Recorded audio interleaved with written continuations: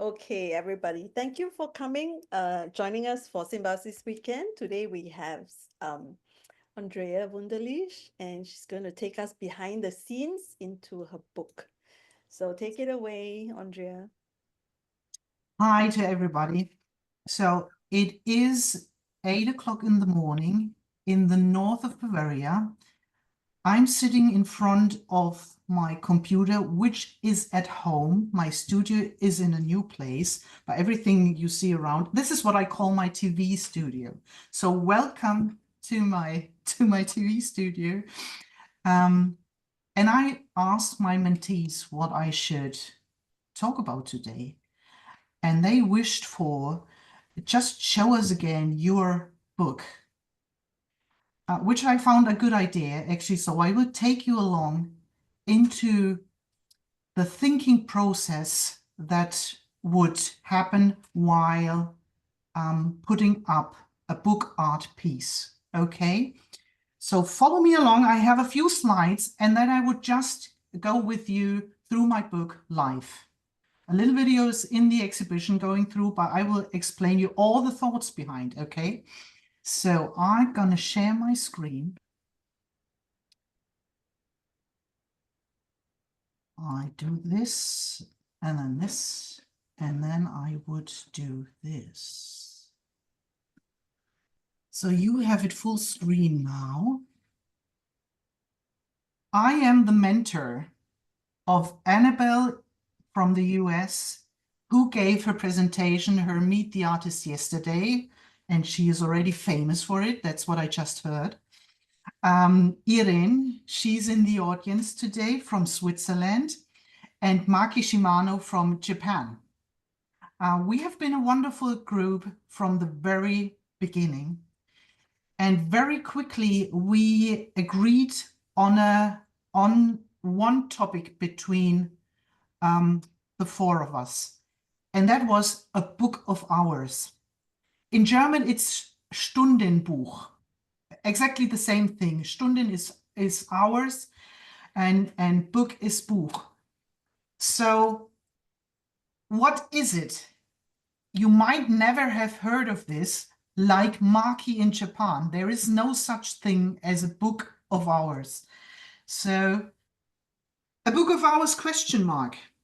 And I found this just on Wikipedia. It's a Christian prayer book which is used to pray the canonical hours.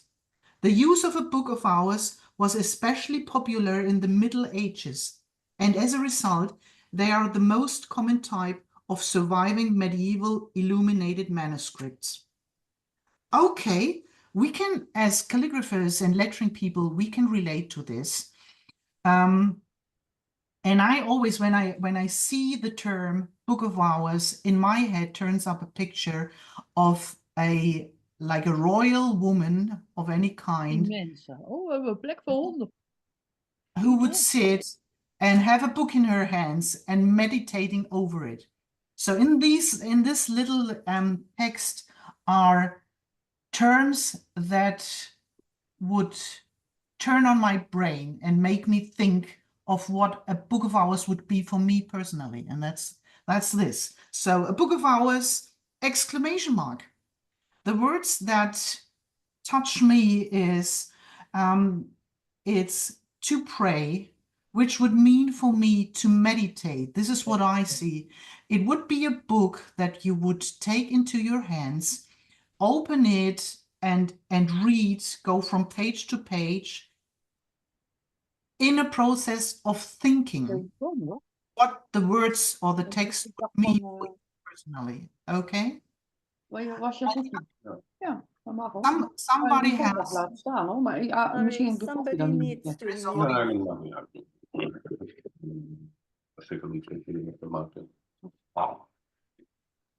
I'm just waiting a second for everybody to mute. Ja, nog niet anders. I think everybody's on mute now, isn't it? It's okay, it might be mute now. Okay, the other words that are important to me is illuminated manuscript. It's still in audio on.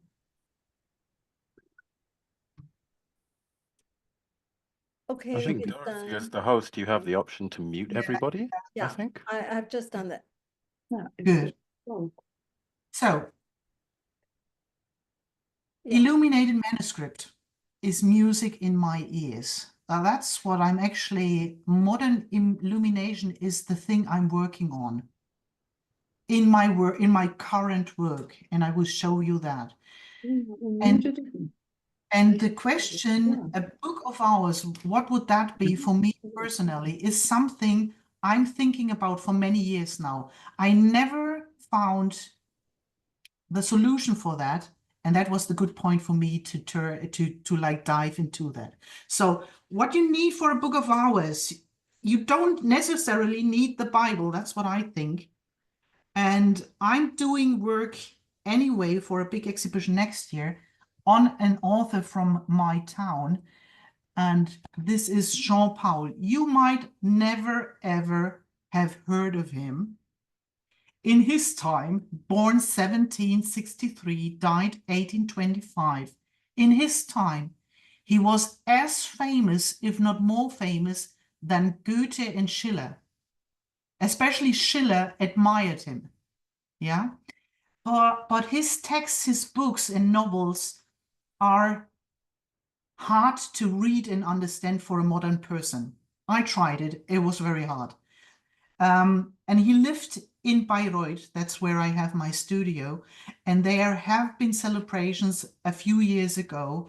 And there will be a celebration next year because you see, he died in 1825. So there will be the anniversary of his death. Is that something you would say?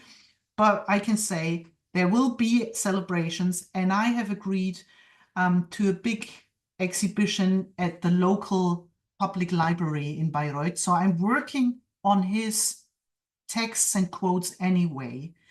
And I found this one, and the German text is: Erinnerung ist das einzige Paradies, aus dem wir nicht vertrieben werden können. I used the German version because it will be for a German exhibition. So I will jump back and forth into the English. The English version is: memory is the only paradise from which we cannot be expelled. It especially touched me, and I decided on this one because in my family, people died. Like 1.5 years ago, my brother died.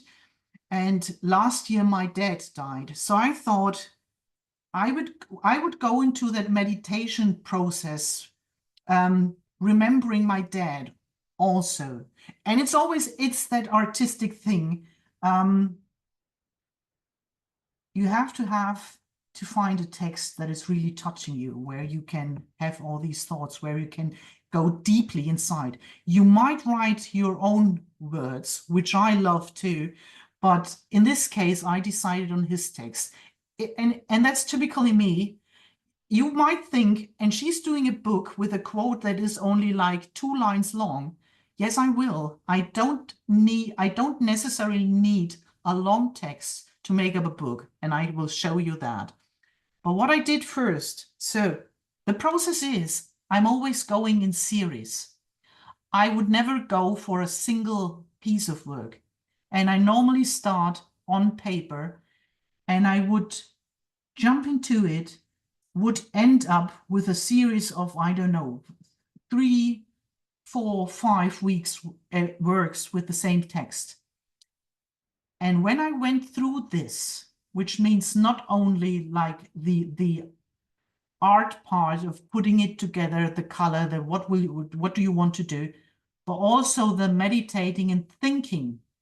You go so deeply into a text when you write it and you do it again, do it again, do it again. That's going deeply into it. And after that, after all that work is done, I would have the feeling to make up a book. And I have done several books. So the same thing happened here. But before I do the book, it's the work. And I show you the works I came up with. So that's the piece. And that's the piece. It's colorful. It's bright. It's not a sad piece. because it should be good memories. Remember the text. Memory is the only paradise from which you cannot be expelled. That understanding developed in my head that on one side, you are responsible to produce your own memories, and better make sure you produce more good memories than bad memories. Yeah. And thinking back of my dad, it's good memories, and that's a good thing. So I made up a bright, colorful work. And that style is what I think is modern illumination. It literally is illuminating the word. So people would look at that and say, well, that's an Andrea Wunderlich. Okay. And that's the situation. It's all these, I'm working with gouache for those of you who are not familiar with my work. This is drawn lettering, of course. And then I would fill in color. And I would paint with gouache. Gouache is like my favorite thing. This is coming from my roots as a textile designer. So, and when telling you I would work in a series, while working on this, I would have thoughts and ideas for another piece, or more than one piece. So the other two pieces that came from this one are these two. And also, I'm always in this trap. I'm German, but English is like my other favorite language, coming easily for me. So what you see here, and you see going back and forth, look at the letter shapes. I'm still using the design of this one, the letters, to throw it into this. I wanted a more dynamic one. At the same time, a not as clear one, because memories sometimes are not as clear as maybe as you want them, or it might be like in fog, or well, just not as clear. And in this case, I was mixing English and German. So the gestural writing around it is the English version. You see memory there, in the front, written in white with a pointed brush. In the back, the German. But that also shows the world I live in. It's always German and English. So these are just the two pieces I came up with. It's just happening, and I would go for it. Okay. And then the next step was, and I finished the whole thing working on this text by producing these two. And then I said, now I want to produce a book. And the book, from seeing, thought from the design, could be a totally different thing. I would just let all the thoughts, all the meditation flow into a book, and it makes a difference. So that's the book cover. And why doing a book at all, really? Who is interested in handmade books? Who is interested in a book that took weeks and weeks and weeks? And to be clear, who would buy a book, a handmade book? So for those who don't know, there is a market. It's not big. It used to be bigger. We still have book art fairs. There's a famous one in San Francisco. I know that from Marina Soria. But we have book art fairs in Germany, several. And I tell everybody, like, making a book art piece is like a hobby to me. I allow myself to do whatever I want in a book. It's a different feeling from when I go on a piece of paper. It's strange to explain. So this is why a book can look totally different. And I will show this book in real life in 2 weeks' time at a fair. The first good thing about doing a book is it's opening up new levels for your work and new dimensions. And that, first of all, that's what I mean. It is the dimension of the binding. You're putting together sheets of paper. That is another dimension. And you would have that, you see that on the right, you would have the spreads. It's not clearly, you would have to open it and you would have to go sheet by sheet. Yeah, there are things to explore. And the thing what I actually try to do with the book is, and I was thinking of this just yesterday, I think I try to organize the way of thinking for the person who looks at it.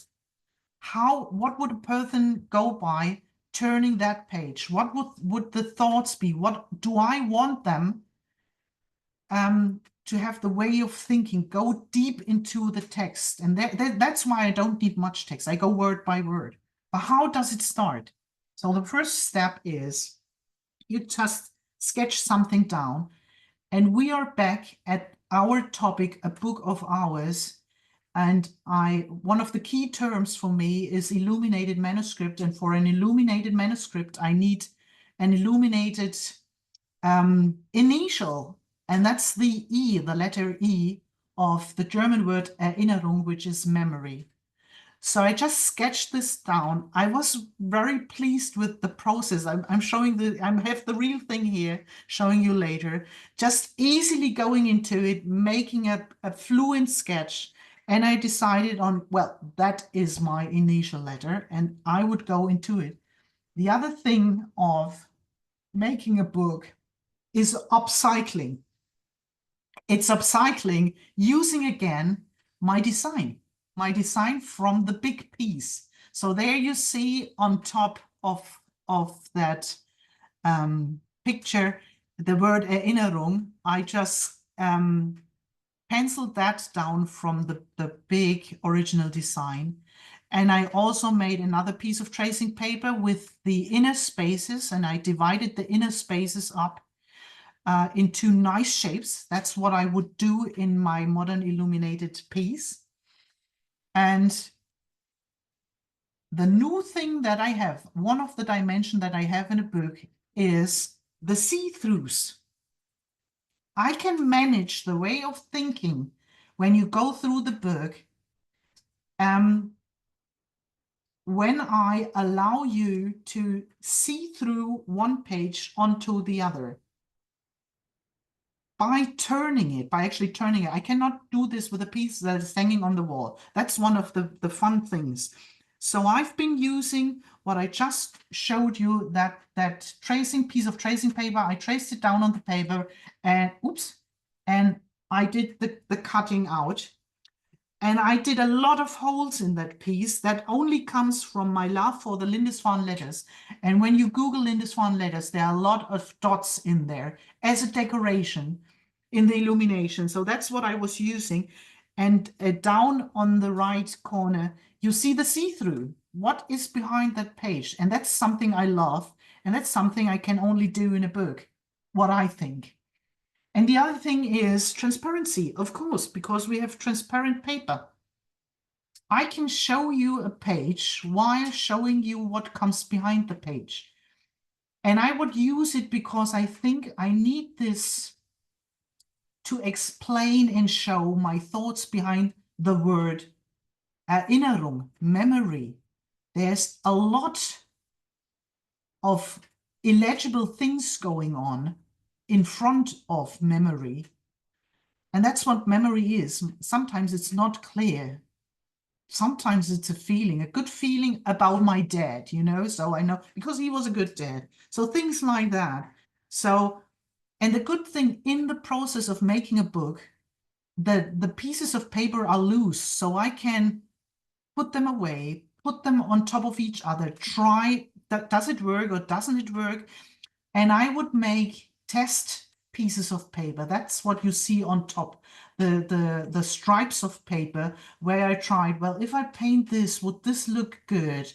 If I make up my initial with only dots, would that work? Is the contrast high enough between that kind of paper color and the white paint and all these things? And I show you later what will happen with this. And then the other thing going into a book is, it's the craft. So that's in my studio in Bayreuth. It's my book press. And the craft is the moment of blood and tears. I tell you, it's awful because I'm not a bookbinder. It's awful, but I have the feeling I have to go through it every day. I have a good friend who's a bookbinder, and she said, I mean, give it to me. I'll do the bookbinding for you. And I say, I can't give it away until it's, and that's the artist, you know, I just can't give it away to somebody else to do the bookbinding. I have to go through the blood and the tears. And it's that moment here when you open up the book press, when you did the gluing on the cover. Did I glue it the right way, the papers? Will it like curve? Is it working before you put it together? And then you're more than happy if it works. And I tell you, I'm doing a book like 2 times a year. I'm not producing them. So it's brand new every single time. I have my book in front of me, read my notes, read the instructions, and it's blood and tears. And that is, so the cover worked out fine. It's still wet on the photo on the left. It's the glue on. It did work. I was happy. That was actually before putting it into the book press. Yeah. And on top of it, you see the pages that I have put together. I'm pleased with it. And this will go into the book. And on the right side, you see the dry cover. It's all put together. The where I would punch the holes for the binding, it's marked there. It's before punching the holes and sewing it. And this is the most stressful time because you could destroy the whole thing, you know. It's a very precious thing in that moment. As soon as I have done the binding and it worked well, it's not as precious anymore to me because it is finished, you know. It's the relief then. So the outcome of that process was not only the book, and I told you about upcycling before. I actually put together a collage of the bits and pieces where I tried the lettering. And it's always that thing. I'm a full-time artist. I always, my brain always tries, what else could I make up out of this process? What would be the wider use of what I'm working on now? It's always that there was one thing I was telling my mentees, and we were talking a lot about it. It's not like that happy sitting in my studio. It's also, what else could I do to show? And I posted this on Instagram this week. In the end, after this comes, there are still bits and pieces. I would make up greeting cards. That's like a story from real life. In the end, greeting cards that you can sell at the book art fair. So that's the collage that it is, that's in the exhibition. Okay. And so here you see the full piece.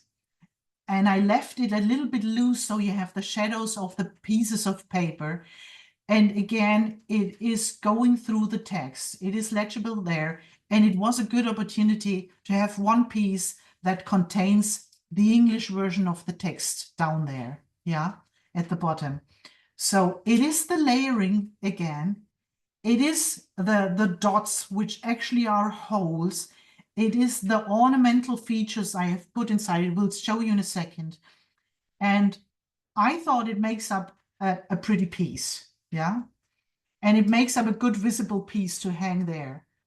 So the collage and the book will go with me to a real life event at a book art fair. And this is what it usually looks like. So this is my stand actually 3 years ago.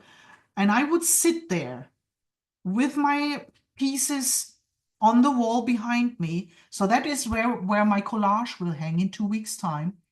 And the books in front of me. And people would come to my table and I would stand up and show them, go through for them through my book, whatever book they want to see, okay? So that is part of my job. This is really it's part of my job to present my work, a thing that the mentees had to learn, yeah? And just to relax you, I'm telling you now, I will make another book, still on a text from Jean-Paul. These are two works. You have seen the work on the right side in the Letter Arts Review annual juried issue.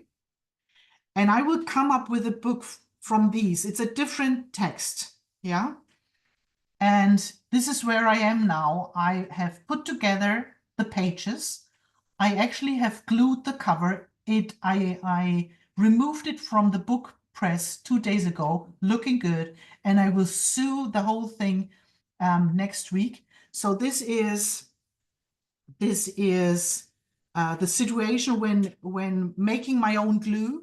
This is one of my most important books that I would always have to look into again when I'm doing a new book. Book Binding for Book Artists. A very, very good book. And there's the ESPN number down there. So you could write it down, or I could put it in the chat later. Which is a book that exactly knows that a book artist is not a bookbinder. And that's the good thing about that book. I can see you, Dorothy. Are you writing the number down now? So you will put it in the chat. Thank you for that. That's great. I would recommend this. This was given to me from a very good friend in England, and it's perfect. Yeah. So that's the end of my presentation. And now I want to show you the book. Everybody is waiting for this. So I have to do this and this. Hello, back again. And now I go on my document camera. And whatever your question, we didn't talk about that, but I think whatever question you have, you just throw in. Okay? So I'm open to everything you want to know. There was a question by Sandra. What kind of paper would you recommend for someone who is doing bookbinding for the first time? Very good. I was waiting for this question. I took actually my notes of what paper I've been using, because I want to be very honest to you. As I'm a book artist and not a bookbinder, I'm not caring for paper qualities, and I would mix. And I'm showing you this now. This is the book, putting it away for another second. Could you show us your punch thing? Yes. Oh my goodness. It's in the box on the table. I have brought it home for you because I wanted to show it for you. Let me go through the book, and then I would unravel this and show you I forgot it in the box. The camera is standing. It's in here, okay? I will do this at the end because it's a very useful tool. You have to know it. Okay, good. Thank you. So, as I'm not a bookbinder, I don't care for what is the best quality. It would be, over the years I learned, it would be a lighter from the weight, a lighter quality, because you want to turn the pages, yeah? But then still sometimes I have pieces where lettering is already on from another period or another piece of work, and I would decide I want to write on top of that, and I want to include this into my book, and I would just do it. And this is why I do the Japanese binding. So these are single sheets of paper. I don't have that folding thing. So that makes it easier for my way of thinking. And the papers because I've actually using a heavyweight BFK Reeves paper for this book, because I like the color. And I would rather more change the size of my book. The bigger the book is, the easier also works a heavy paper.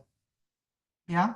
The smaller the book piece, the book would be, the harder it would be to turn the page. And that's all. I've been using marbled paper. I actually bought this at the book fair. I always buy them, and they are on something like what we call Büttenpapier. It's lightweight, works perfectly. And these papers, the black one from the cover and this one, are the same quality, and they are actually from a nearby paper mill.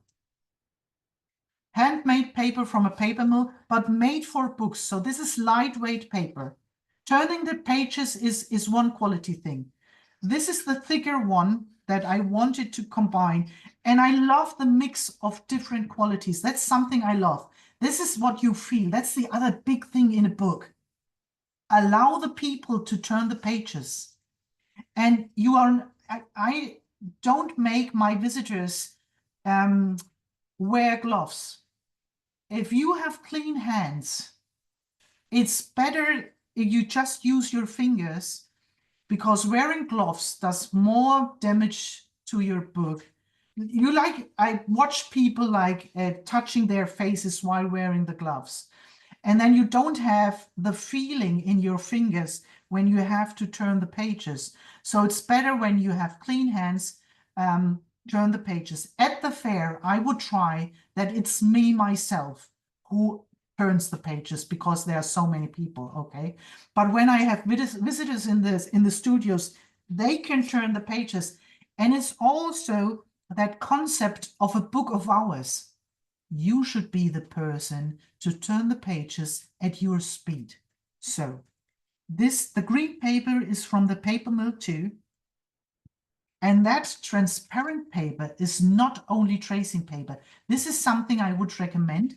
It's a Fabriano paper. Fabriano, 110 grams. And in Germany, it's called Pergamentpapier, which means parchment paper. So it is imitating parchment. And it's not like a simple tracing paper. It's a better quality. And it has that structure. You see that?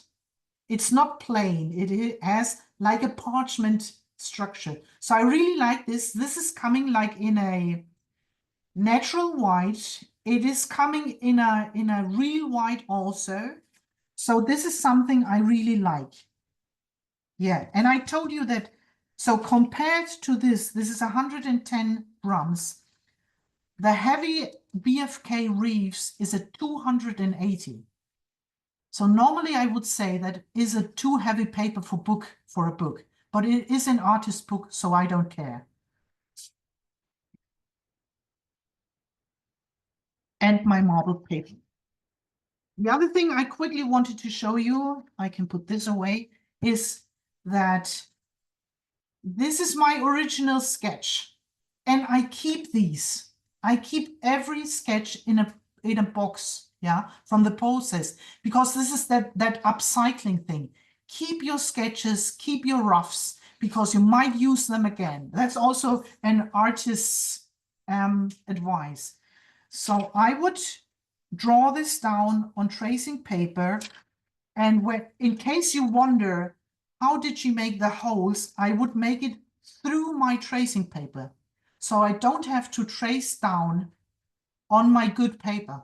I would just put this on top and then don't have to erase anything. So that's another advice.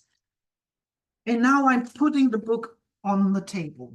So you see all the dimensions I need. That's the book cover. It's a thin book, as my books are always thin because I don't have much text. Okay. It's opening up. I very often have black covers because I like black for a cover. That's what I do. I would look for an extra feature like this. And these are actually holes, and there is marbled green paper behind. Yeah.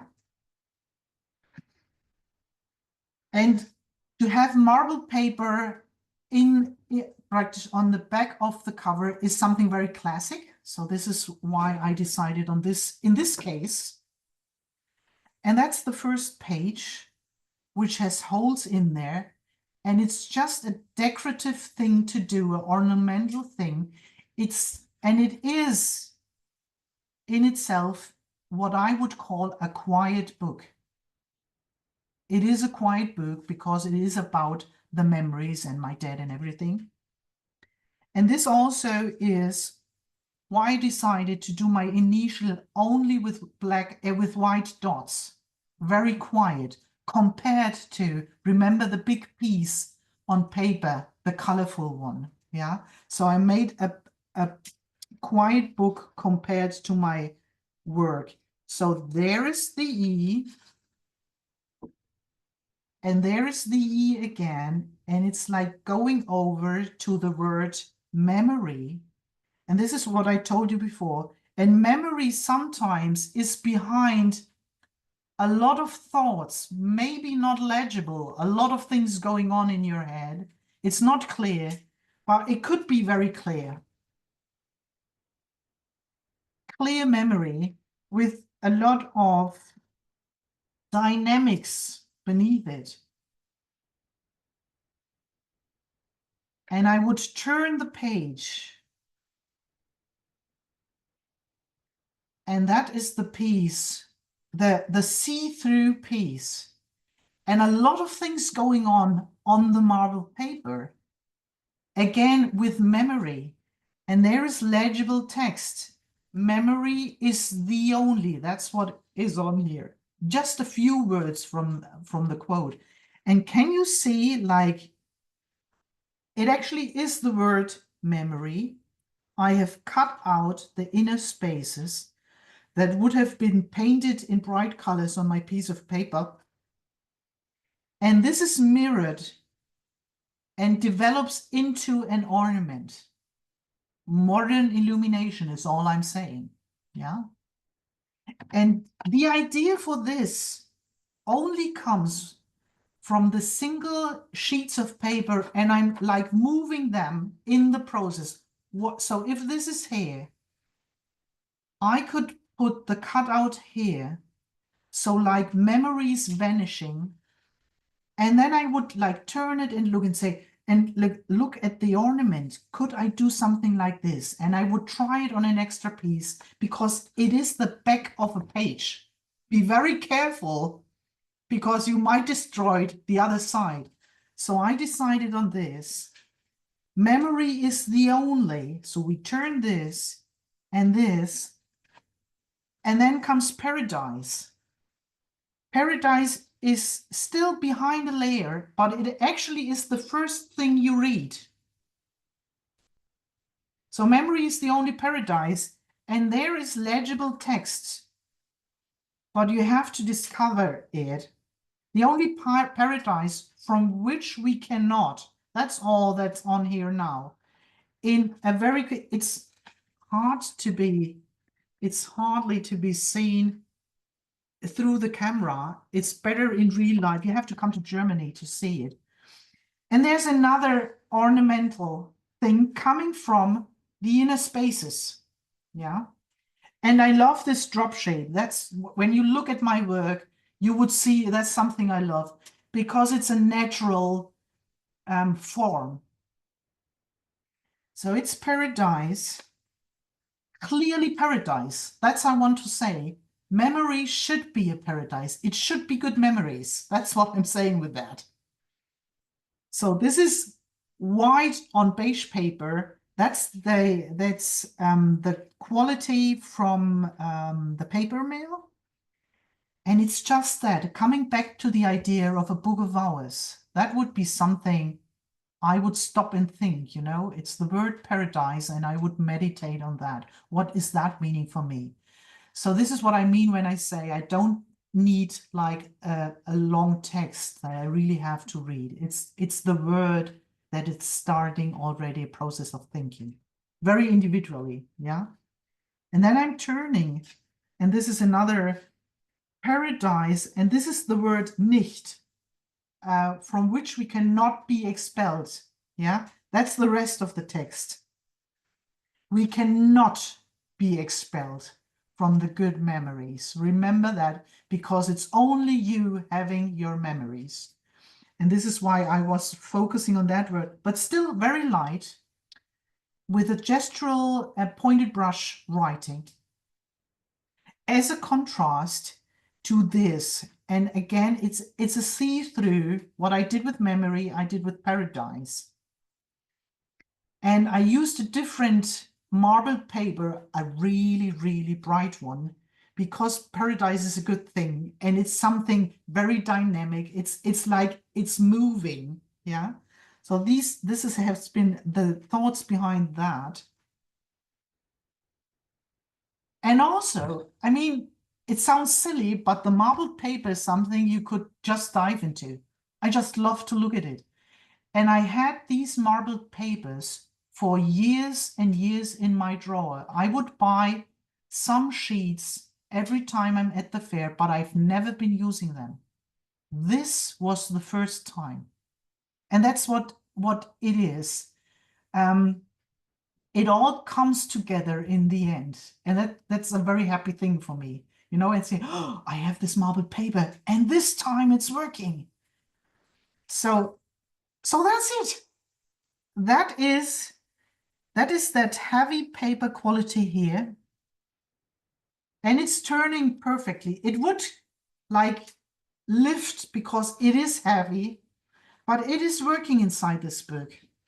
But I've only been using this at the end here for the author's name. Now I see I haven't even signed my book. I still have to sign it somewhere beneath his name, you know? Well, just to show you, I'm just going back so you can have another look. This is the way I think about a book of hours.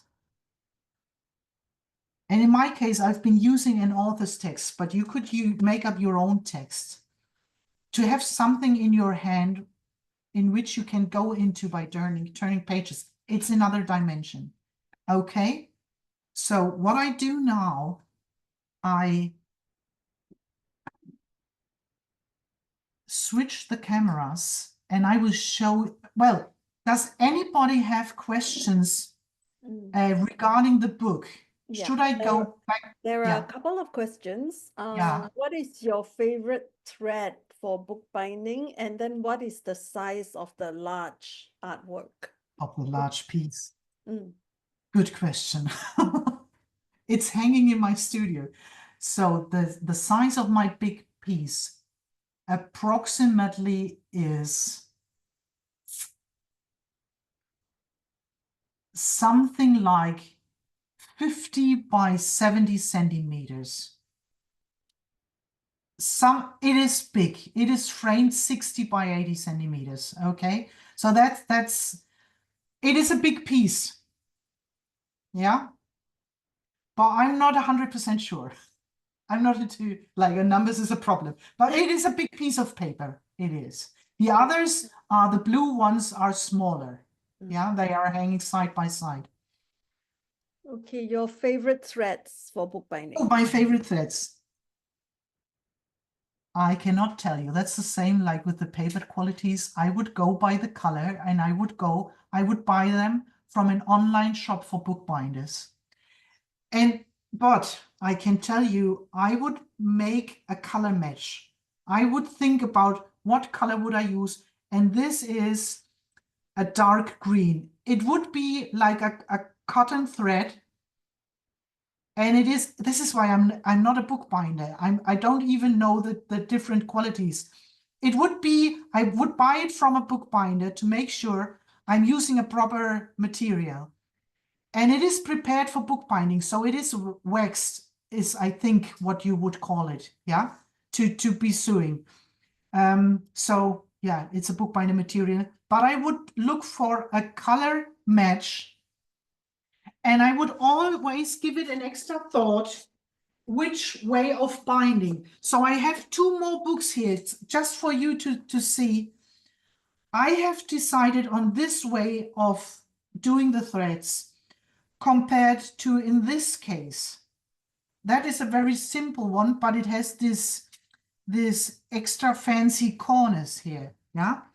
So this is something I design in the process, and there are different options. This is a design decision, let's say that. So that's another book which I would call a quiet book. And these are only my small one. I have bigger ones, but they wouldn't go under the camera. So this is a quiet one. There's marbled paper in there. But it's always like the same idea, you know, it's a quiet one again. You would have to discover things. Yeah. The word, I'm sorry for that. The word shitstorm is something very German. I know that you're not using this term, but this is a term we use when somebody is getting very aggressive comments on social media, and people are suffering from that. So I have a whole series on that thoughts. Yeah. So this is another piece, and you know, and the same thing for the format. I design on the format of a book from what I want to do. Is somebody bombing actually the presentation, or that's a strange thought? Yeah, Sounds. no. Marky's mic was not muted. Oh, okay. So just to show you different format, it is an artistic thing for me to do. I do what I want, and I decided on this format for this book and on this binding.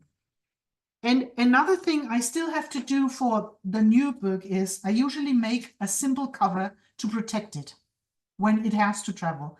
So it would be and I would do some design on it. And this is a simple cover to protect a book from a piece of black thicker paper. Yeah. Another format, binding black on black. This is a book, and there is with my own poem inside. And the poem is about the time I spent in pandemic as a single person, you know. So all my thoughts go into, so it's a very dark book. But again, it's the Japanese binding. And again, it's playing with transparency. And look here, that's a piece of paper. It is the same quality, the Fabriano transparent paper, but it's a thicker quality. And I've been painting it on the front and on the back. And do you hear the sound? That's a feature you only have. It's making its own sound. So that's another feature you have in a book. And a bookbinder would hate that. Yeah. It's not even staying in shape, but I'm an artist. I can do whatever I want. So this is like gestures on a BFK, writing legible text on top and doing something on the back, because in a book you have the front and the back side of a sheet, and you have a double spread and you have transparency. So it's again the same features I'm playing with, and I was using what we call like a liquid aluminum or silver markers. So there is shiny parts, but the same principle I'm always playing with transparency, no cutouts, but you see the structure of my books. Okay. Any more questions regarding the book? Otherwise, I would go to my other camera. You were going to show us how to make the holes, the tool. Exactly. So I'm doing that now. Okay, yes. I'm going on my Facebook, on my FaceTime camera, because I have to move the camera. I'm sorry for that I left this in the box. I just forgot. Because I took it home from the studio. Everything is in the studio now, and I hope I have it in here. Let's see.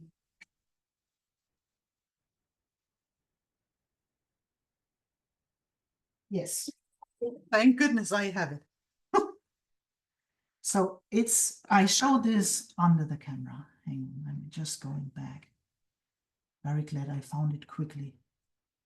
Now the camera has vanished. Oh my goodness. That's because of the cable. Let's see. I'm showing this in front of the FaceTime. So this is a handmade box. This was made by a friend of mine. It's not coming in this box. I bought this this is the box with the different sizes of holes you can make with it. And I have bought this years and years ago from Paper and Ink Arts. And I think it is called a Japanese hole puncher, an AP. And the way it works is, now I need to find, I don't want to hurt myself, because what you can do, you can like do this and remove this. And this is the one for the big holes. And then I would like screw this in. And what you do is, it's turning. And this is cutting out the Japanese screw punch. Thank you for that. I just saw this. So it would punch a hole into your paper and you would remove that little piece. It's not doing this. I don't want to hurt my hand, you know, but it's turning this and you could, and this is, it can become a meditative process. You know, I did a lot of holes. So you would go pling, ping, pling, ping, pling, ping, all over your piece of paper. And it's coming in these different sizes, very small. The very small one I would use to punch my holes for the binding on the cover through all the layers of paper. Okay, so that's the strong recommendation to buy this. So it can cut through a few layers of paper? Yes. Wow. Yes, it can, because you just need more power and it will go through. It's very sharp. Mm.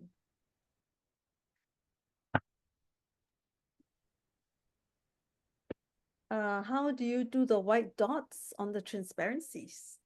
Very good question. So usually I have a pointed brush that is making nice holes. And when I'm teaching my Lindisfarne, my Fresh and Fancy workshop, I would show how to make the dots. And I would prove that the bishop who was making the Lindisfarne Gospels was not doing perfect dots. They are not perfect. They just look perfect when you go back, lead back and look at the work. So I'm teaching, they don't have to be perfect. The dots in my book are much more perfect because I learned this in the summer when I was teaching in Belgium. You would use a wooden, and I don't know the term, the little wooden stick that you would use to clean between your... Toothpick. A toothpick.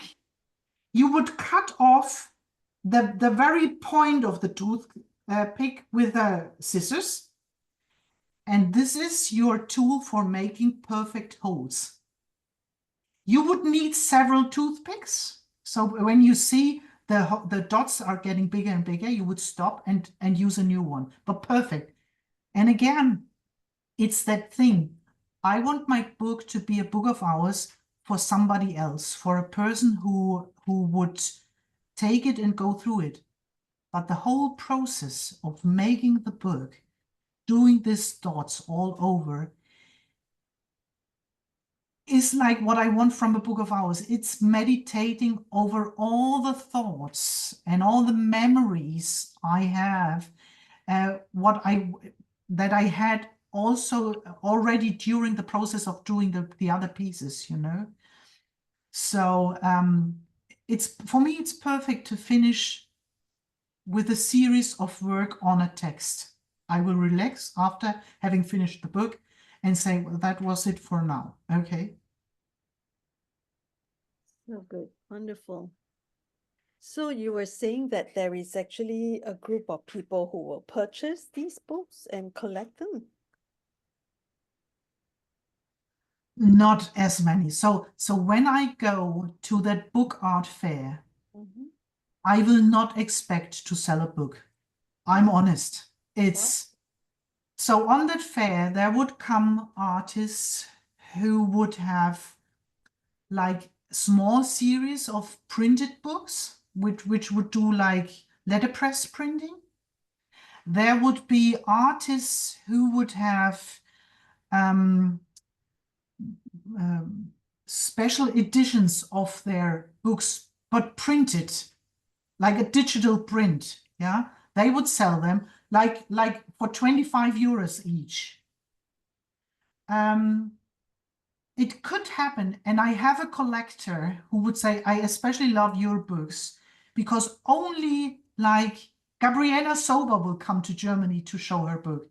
But in that big room at the fair, there will be like 4 artists who are calligraphers who have handwritten books.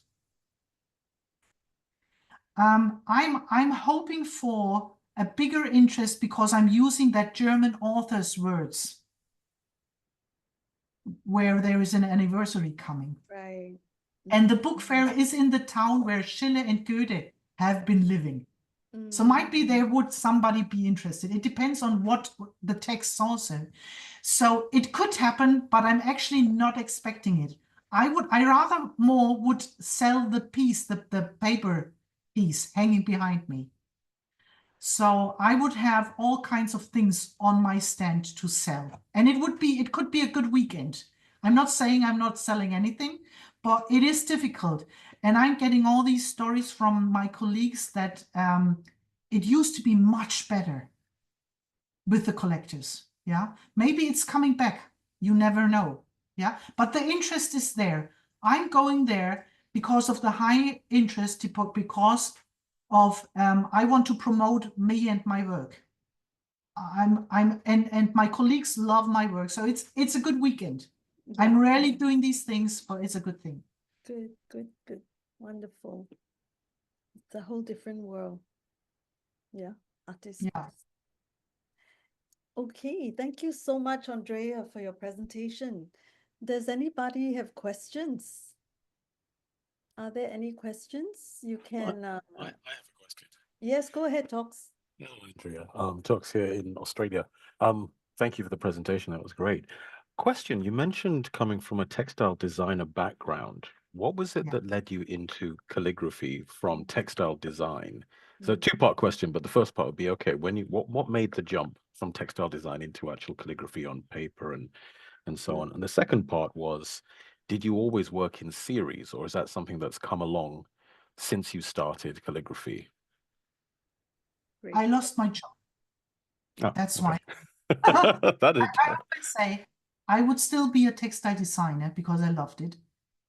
I live in a region with a lot of weaving companies. And I was working in a small design studio with my boss, his wife, and another colleague. So we made the designs, but we made also the technical preparation that you would need to go into the machine. So I love both things. And I would still do it, but my company, there was a crisis years ago. And I lost my job because my company was actually moving to Austria. I lost my job to Austria. They wanted me to move with them, but I didn't want to go. And during that time, I already went to calligraphy workshops. And I had a teacher who really helped me develop. Yeah. So the series, I developed into doing series. That's something I would strongly recommend to my mentees. I told them, always think, because it makes life easier. I started out in calligraphy and would think I would produce this one stunning piece. And you would start this one stunning piece and destroy it because you make a mistake, a misspelling, whatever. So I developed into, you start with at least 3 pieces of paper, have enough paper, you start with 3, and then you might end up with 1, or you might end up with 2 or 3 if you're lucky. And it will improve with the years. So thinking about, I will do a series, relaxes me. That's the magic, you know. And then you end up with a series, and you can, when the requests come in, do you want to show your work here and there? Yeah, because I have enough. And I'm a slow worker. I'm not a producer like my friends. As some of my friends, I have little artist groups. I'm an artist group together with Ute Kreuzer, you might know her from social media, and Sigrid Artmann. I'll type in the names, you check out their work. And they are much quicker than me. Yeah. So it's Ute Kreuzer and Sigrid Artmann with Artmann, double N. So it's in there. They are on Instagram. So they are much quicker. We would meet and work together. And with me going by tracing paper, by drawing, and then painting with gouache takes me forever. Yeah. So I'm a slow worker. And that's the other thing. Produce a series of works so you have different options to show your work. You can send it away and then still have one or two pieces that you can show locally. Thank you. That's very helpful because I too am a very slow calligrapher, so that's good to know.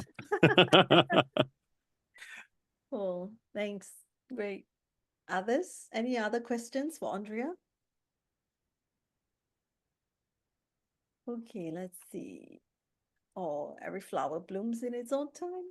Yeah, that's true. And it takes you some time to accept that this is the way you work. You compare yourself to others and think, I wish I would be as fast. We meet like for 2 or 3 days, and I would end up with the sketch for a piece. And when at the same time, my colleagues would end up with a series of 5 finished pieces that could go into framing, you know. But I have accepted this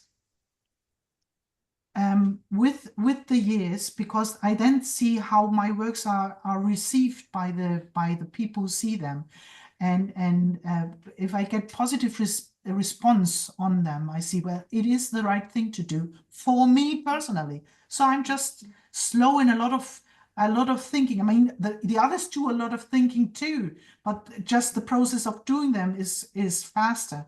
So, and I just love the process of drawing it down and then sitting there and painting. I just love it. One question from Susan. Gold leaf, do you use gold leaf anywhere? Yeah. If it's needed, I would use gold leaf. Yeah. I'm also coming from an area that the gold leaf is produced near from me. Really? And Wow. I would use gold leaf, and that's the other thing. I would use gold leaf if the work needs it. I would use fine tech Coliro colors if it's good enough for the piece I'm working on. So, but gold leaf is always an option because it's coming from illumination. But not all illuminated manuscripts contain gold leaf. That's the other thing. You don't necessarily need it for illumination. True. Yeah, that's very great. Wonderful. Yes, a lot of good comments. People saying thank you. We're also different. Yes, it's true. So, Andrea, I just want to say thank you for such a great presentation. It's very illuminating, watching you work in layers and then how you put your thoughts into, expressing. And I love the fact that you are so exploratory. You're trying it out, and then I'm sure there's a lot of wastage. Okay, I did this and it doesn't work. So is there like a pile where you put away your things, like you say, conserve, right? So how do you store all these things? Do you have a system or you just pile them all together? I have very big drawers. I actually have like 30 by 40 centimeter black boxes that high who are piling up. And it says outside sketches, roughs from 2024, or the sketches calligraphy, sketches lettering. And there go all the the tracing paper pieces. I would keep them. They don't need much space, and those boxes are piling up. So I have 2 big paper drawers here in the studio at home, which I thought would move to my new studio. Actually, we bought a new paper drawer for the studio.